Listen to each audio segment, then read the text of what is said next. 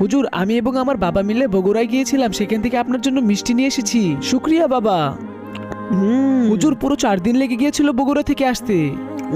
অনেক মজা মিষ্টি। হুজুর, আমার একটা ইচ্ছা রয়েছে, এই সব মিষ্টিগুলো আমার সামনে আপনি খাবেন। হ্যাঁ হ্যাঁ, অবশ্যই।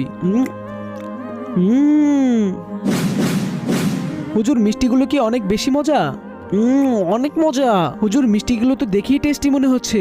দেখো, তোমার সব মিষ্টি কিন্তু আমি খেয়ে ফেলেছি। ঠিক আছে হুজুর, আমি যাই তাহলে, কালকে থেকে আপনার কাছে পড়তে আসবো। আল্লাহকে ভালোবাসলে লাইক সাবস্ক্রাইব করে দিবেন। হুজুর, আপনি সব মিষ্টিগুলো একাই খেয়ে ফেললেন। হুজুর, আপনি আমাদের রেখে এভাবে একা একা খেতে পারলেন, খুব খারাপ লাগলো। বাচ্চারা, ওই সব মিষ্টিগুলো খারাপ হয়ে গিয়েছিল, কিন্তু আমি ওই নষ্ট মিষ্টিগুলো খাচ্ছিলাম এবং হেসে হেসে ওই মিষ্টির সম্পর্কে প্রশংসা করতেছিলাম। কিন্তু কেন করলেন হুজুর? কারণ ইমন আমার জন্য অনেক কষ্ট করে মিষ্টিগুলো নিয়ে এসেছে, আর আমিও চাইনি আমার জন্য ওর মনে কষ্ট লাগুক। আর একটা কথা মনে রাখবে বাচ্চারা, কারো মনে কষ্ট দেওয়া অনেক বড় গুনাহ। এর হিসাব তো আখিরাতেও দিতে হবে এবং দুনিয়াতেও এর ফল ভোগ করতে হবে। হুজুর, আপনি আমাদেরকে মাফ করে দিয়ে, আমরা আপনাকে ভুল বুঝেছিলাম।